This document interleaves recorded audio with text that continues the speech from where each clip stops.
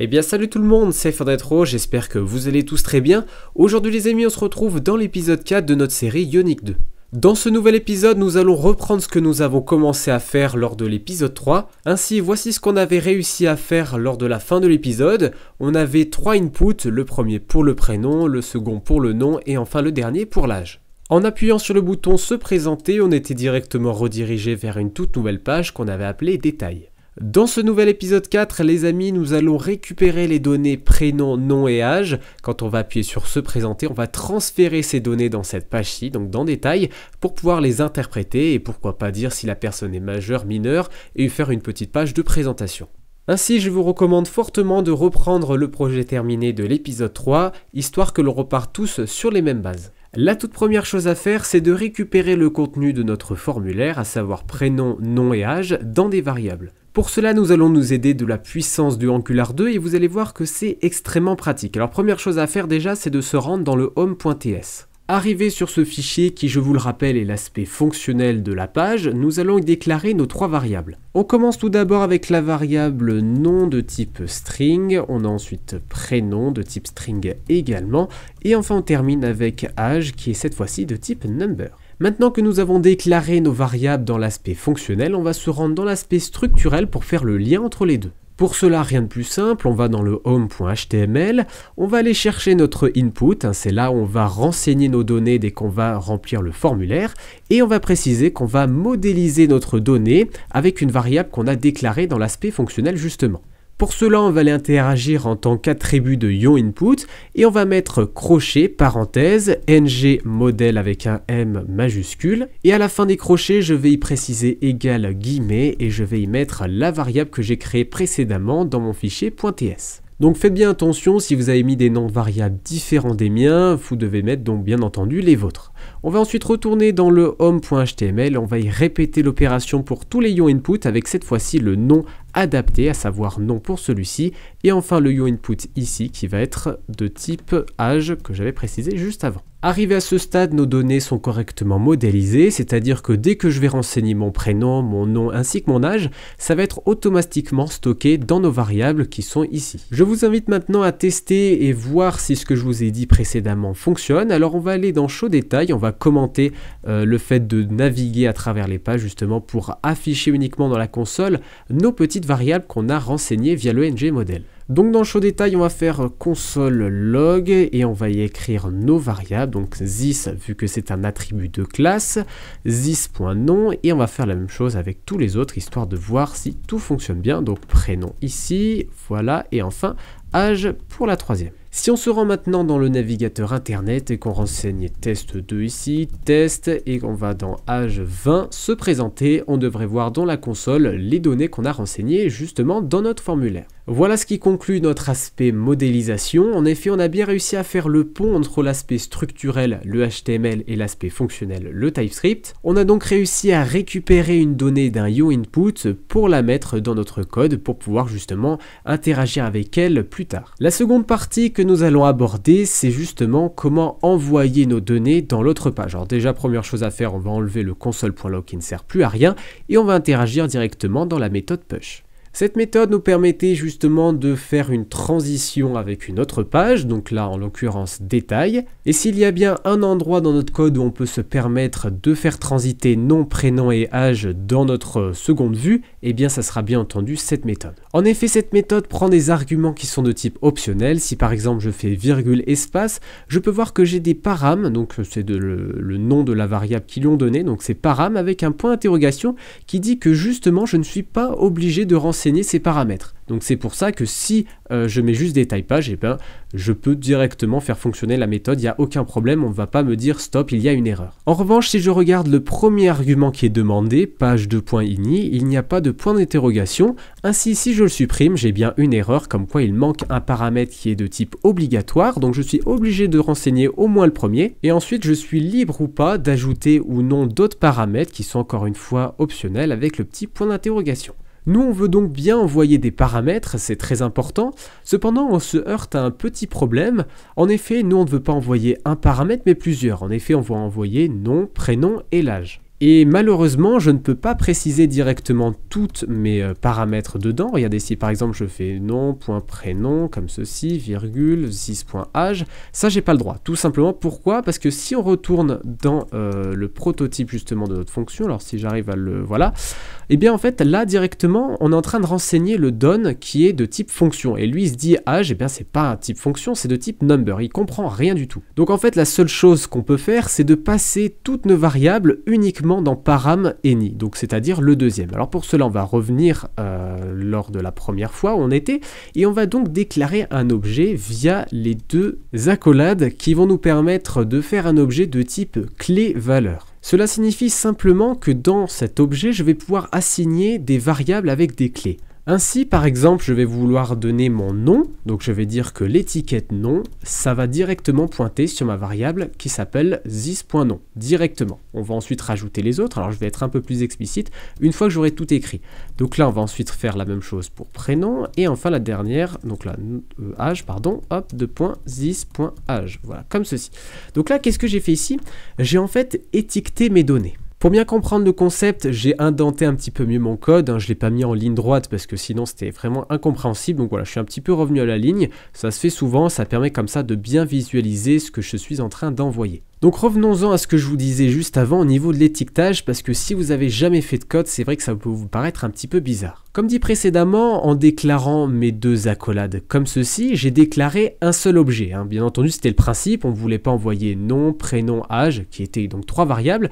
Donc en définissant une variable globale, entre guillemets, on a défini nos trois autres variables dedans. Donc pour faire simple, on a une grosse variable qui contient nos trois autres variables. Pour avoir un exemple un peu plus imagé, eh bien c'est comme si chez vous, vous avez une armoire et dedans vous allez avoir plusieurs tiroirs. Ceux-ci sont représentés via des petites étiquettes, comme par exemple vous allez avoir un tiroir pour les chaussettes, un tiroir pour les bonnets, etc. Ici c'est donc exactement la même chose. En effet, les accolades représentent la grosse armoire et dedans on y retrouve nos trois principaux tiroirs, nom, prénom, âge, et dedans on y représente leur contenu, à savoir la variable this.nom, this.prénom et this.âge qui sont représentés juste au-dessus. Donc là, vous êtes sûrement en train de vous dire, oui, mais bon, chez moi, je peux changer mes étiquettes quand bon me semble. Si par exemple, je veux changer, je sais pas, chaussette par un autre nom chaussette, même si ça n'a rien à voir, eh bien, vous pouvez aussi également, regardez, là, j'ai mis nom, peut-être que ça vous a embrouillé, mais je peux par exemple mettre nom reçu. Je sais pas pourquoi j'ai dit reçu, mais voilà, je peux également mettre l'étiquette que je veux. Cependant, ça sera un petit peu problématique plus tard si vous voulez récupérer votre tiroir, parce que plus tard, il faudra dire, je veux récupérer le contenu du tiroir qui s'appelle nom reçu. Donc, ça sera un peu moins explicite. C'est pour ça qu'en général, on met globalement la même chose devant. Donc pour répondre aux questions qui vont sûrement vous être posées, oui, je peux mettre ce que je veux à gauche, donc en nom de tiroir. Regardez, je peux vraiment mettre ce que je veux, on me dit absolument rien. Voilà, je peux mettre n'importe quoi. Cependant, ça sera difficile de pouvoir récupérer le contenu et surtout pas du tout explicite. Imaginez la personne qui passe derrière vous sur votre code, si vous vendez votre code par exemple, eh bien il va voir ça, il va se dire, oula, je comprends que dalle. Donc maintenant que nous avons vu comment faire le tableau, on va maintenant passer à la récupération de cette armoire. On va devoir l'ouvrir et surtout récupérer le contenu qu'il y a en fonction des différentes étiquettes, à savoir ici nom, prénom et âge. Ainsi pour cela, on va se rendre dans l'aspect fonctionnel de détail, donc dans le détail.ts, et on va devoir importer un nouveau composant. Comme le mentionne la documentation officielle, on va devoir importer le composant navparam qui se situe dans Ionic-Angular. Donc pour cela, on va copier-coller. Normalement, Ionic Angular devrait déjà être déclaré ici. Donc on va juste faire virgule et on va mettre navparam. L'importation est désormais terminée. On va devoir construire maintenant via le constructeur notre variable liée à navparam. Donc toujours dans la documentation, j'invente rien. On va aller récupérer navparam qui est directement mentionné ici, donc en exemple, et on va le mentionner juste après le navigation controller. Voilà pour ce qui est de l'importation et la déclaration de notre composant navparam. On va maintenant l'utiliser. Petites étapes à réaliser juste avant, on va devoir déclarer de nouveaux attributs de classe, donc en l'occurrence dans détail page, on va donc déclarer nos trois attributs qu'on va devoir réassigner. Donc on va récupérer celles dans home.ts, on va les remettre tout simplement dans détail.ts. Les variables sont correctement déclarées, cependant elles ne sont pas initialisées, donc je vous invite à le faire dans le constructeur, this.hop, on va mettre nom égal, et là on va interagir directement avec navparam, donc on va mettre navparam qu'on a déclaré juste avant, voilà, .get, et on va y récupérer le contenu de notre tiroir. Rappelez-vous les noms qu'on avait mis juste avant, c'était nom, prénom et âge. Bien entendu, mettez ceux en fonction du vôtre et vous mettez donc nom pour celui-ci, voilà comme ceci, et on va répéter l'opération pour les deux autres. Une fois les deux autres correctement définis et initialisés, je vous invite à faire un console.log histoire de voir si tout fonctionne à merveille. Donc on va faire ça pour this.nom, hop, on va faire exactement pareil pour les autres, voilà comme ceci, pour prénom et enfin pour âge qu'on peut écrire nous-mêmes. On teste maintenant tout ça dans le navigateur internet, on va remettre test 2 pour celui-ci et enfin l'âge 30 se présenter et normalement on devrait avoir le même résultat qu'on avait justement avant d'envoyer notre requête vers la page suivante. À ce stade, on arrive maintenant à correctement transmettre des données d'une page à l'autre. Ici dans Home, on a des variables, on en a 3, prénom, nom et âge. En appuyant sur se présenter, on arrive à dupliquer ces variables et enfin à les réinitialiser dans la page détail.